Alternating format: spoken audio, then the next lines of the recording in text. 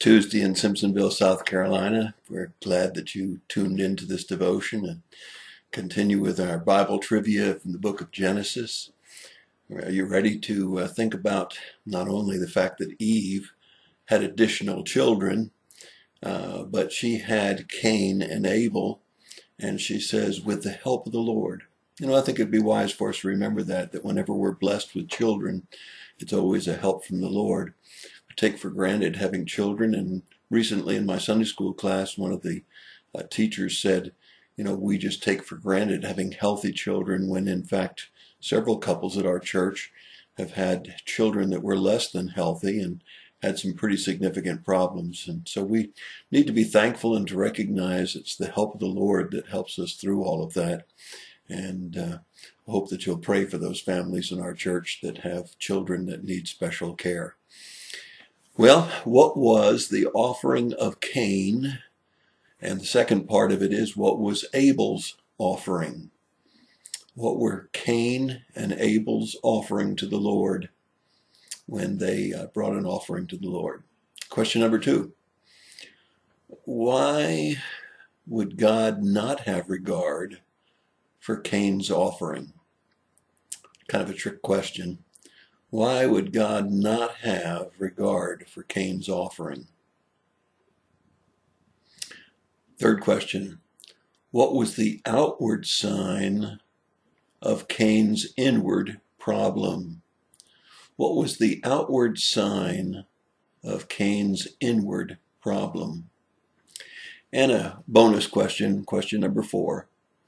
How did Cain get a second chance?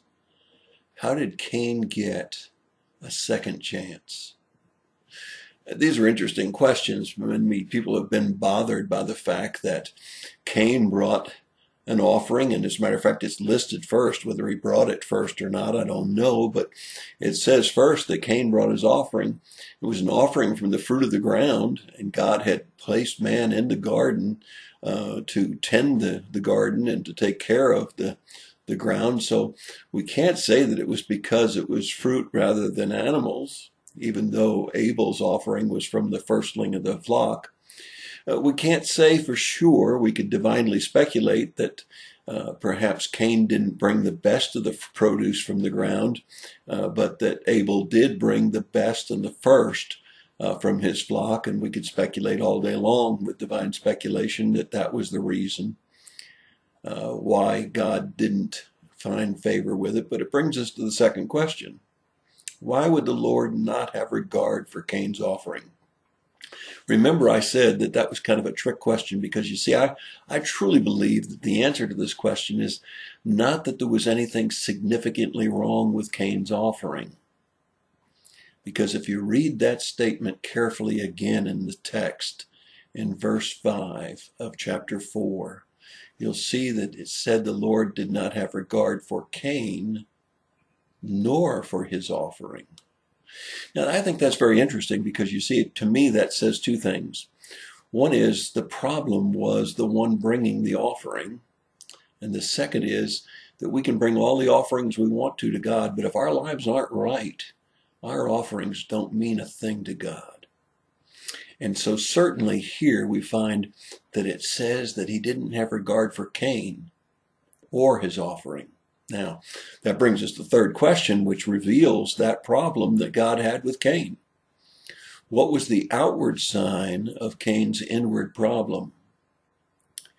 Cain had an anger problem. Now, I don't know if it came out of lack of patience or what it was, but the outward sign was that his countenance had fallen.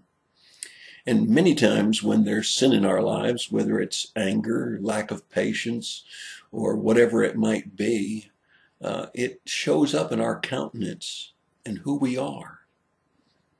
And God's problem with Cain was more than likely the fact that Cain had this uncontrollable anger. Now, why do I think that's true? Well, that's why I had to throw in the fourth question. How did Cain get a second chance? Some of you may have said because God didn't kill him, let him go out and go on his way, and even threatened those that might hurt him. But that's really his third chance.